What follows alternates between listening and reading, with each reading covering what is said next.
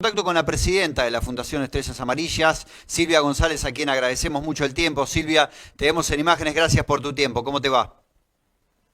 Gracias, un gusto estar con ustedes Bueno, y un gusto charlar sobre este tema que tanto nos preocupa, ¿no? sí, quería que nos repases brevemente cuáles te parece que son los datos más relevantes del informe que han presentado en los últimos días. Bueno, nosotros esto lo venimos presentando desde el año pasado porque vimos que en el 2024, debido a las medidas estas que se tomaron desde regulación del transporte, Ujú. que se pueden circular ahora libremente en cualquier horario los camiones, la Ruta 5 se vio seriamente afectada por un, digamos, por un accionar de camiones de manera enorme Ujú. que nos demostró y nos reflejó en la mortalidad que hubo en el 2024, donde las cifras se triplicaron, las muertes en el 2024 puntualmente. Puntualmente la mayoría de los siniestros se generan entre lo que es camión y automóviles. Ujú. Por supuesto también está auto y auto, camión y camioneta, y otro tema no menor, el tema de la infraestructura, ¿no? Claro. Cuando salimos de Mercedes para lo que llega sería La Pampa, nosotros tenemos 7,30 metros divididos por una línea blanca de pintura que nos separa, lo cual ha hecho que la gran mayoría de todas estas muertes, nosotros tenemos, todos los datos que tenemos son sobre muertes. Ujú. El 70% son colisiones de frente, un 12% son, se llaman vuelcos, y un 8% despistes. Esas son dos maniobras que vos haces, el vuelco y el despiste son dos maniobras que vos realizás para no tener el choque de Claro, frente, claro. ¿no? Entre estas variables tenemos el 92% de las muertes ocasionadas, y esto es claro y contundente, por la falta de infraestructura vial, por tener una ruta tan angosta, Ujú. con un tránsito sumamente denso, que está generando estas cifras tremendamente alarmantes, y que además no solamente las tenemos contabilizadas, que estamos viendo los protagonistas principales, los Sí, camiones, claro. sino también la tenemos contabilizada los días, qué días son los que más Claro. este tipo de siniestros ocurren, que son justamente los días donde la logística del transporte automotor es cuando sale, los lunes, los sábados. Ujú. Y por ejemplo, el único día un poco más tranquilo que tenemos en la Ruta 5 son los jueves, donde Bien. menos siniestralidad se ocurre. Y además son de día y de tarde. Solamente un 20% es a la noche, pero casi el 41% es de mañana. Y después el turno tarde, y después, bueno, como les digo, el 20% en la noche. Silvia, son contundentes los datos sobre la problemática que tenemos en toda la región. ¿Cuál es el objetivo de compartir esta información a partir de ahora? ¿Qué? Tengo entendido que ustedes hicieron un trabajo, sobre todo en La Pampa, una provincia que atraviesa también la Ruta 5, con el objetivo de conseguir que les den respuestas para alguna infraestructura. Contame cómo sigue después de esta información. Mira, esta información primero nosotros la llevamos a la Agencia Nacional de Seguridad Vial para poder chequearla con el observatorio.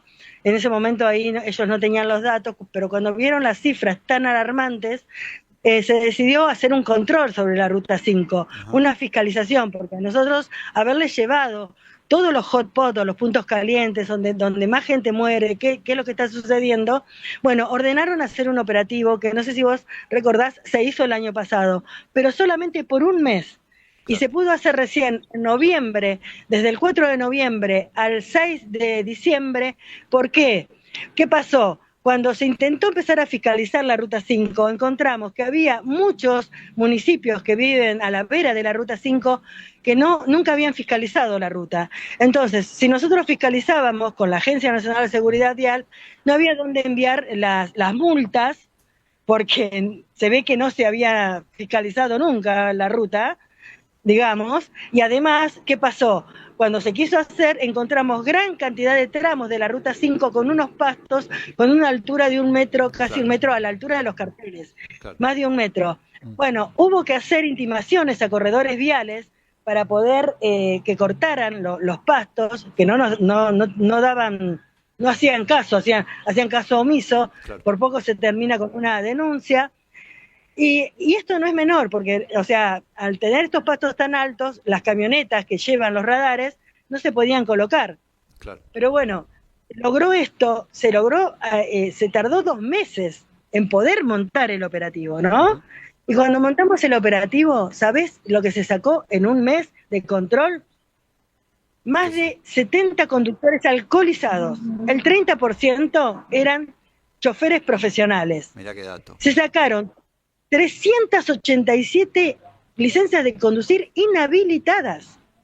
O sea, había casi 400 conductores solo en un mes y 1.700 infracciones por exceso de velocidad, sobrepaso de línea amarilla, bueno, todo lo que te imagines. Claro. O sea, fue tremendo, y eso yo lo recalco porque la Agencia Nacional de Seguridad Vial, que hizo este trabajo tremendamente de concientización, no se llevó un peso. O sea, todas esas multas, todas esas actas que se labraron, cada uno de los municipios que permitió hacer el control de la agencia sobre la traza de la Ruta 5, claro, se llevaron estas multas a sus arcas municipales, claro, ¿no? Claro, claro. Pero mirá vos lo que fue, y no sé si vos también vimos eso, que casi no hubo muertes.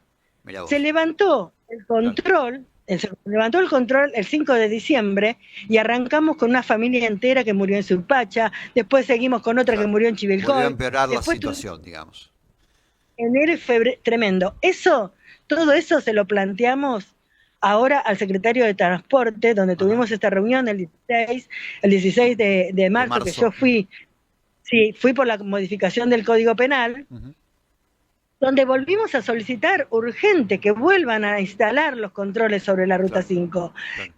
Sí, porque decimos, en realidad nosotros lo que queremos es una autovía, no queremos los controles. Ese es el reclamo principal, digamos que ese es el reclamo, creo, de todos los vecinos, ¿no? En torno a la autovía. Pero es muy simple. Agarran y me dicen, Germán y Cortés, dice, bueno, pero está la licitación. Pero mire, secretario, nosotros fuimos a las licitaciones, a las 7 licitaciones de las obras públicas de Vialidad Nacional del país. 7.000 kilómetros nos recorrimos y nos presentamos en cada una de las licitaciones. ¿Sabés por qué? Porque las licitaciones que se hicieron no contemplan para nada el accionar de obras. Claro. Solamente son lechados, o sea, van a reconstruir, ¿no? Claro, mantenimiento, pero a su vez, lo grave de ese mantenimiento y lo grave de esas licitaciones públicas que hicieron, no contemplan las balanzas. Entonces, ¿para qué vamos a lechar y vamos a arreglar la ruta si no tenemos las balanzas? Las balanzas que estaban por resolución solicitadas, en esta nueva licitación no están. Nosotros teníamos en la Ruta 5 creo que 3 o 4, nos dejaron solamente una, y además el equipo de mantenimiento que vos tenés que tener por estar concesionada, que son los equipos que tienen que socorrer a las víctimas o socorrer cualquier tipo de siniestro sobre toda esta traza, que eran 14 móviles, nos dejaron 4. O sea, esas son las exigencias del nuevo pliego. El ajuste, digamos, no solo se ve en la obra pública, digamos, con la falta de obras, sino también en este caso en la disponibilidad de recursos para el mantenimiento de lo que está, ¿no? Pero que es una exigencia al privado. Es una exigencia al privado para tomar esa traza. ¿Cómo de 14 móviles que exigíamos pasamos a exigir 4? ¿Cómo de 8 balanzas que exigíamos pasamos a tener una? O sea, es como que se lo planteamos, porque le dijimos, esto no puede, y además le contamos lo que había demandado el control.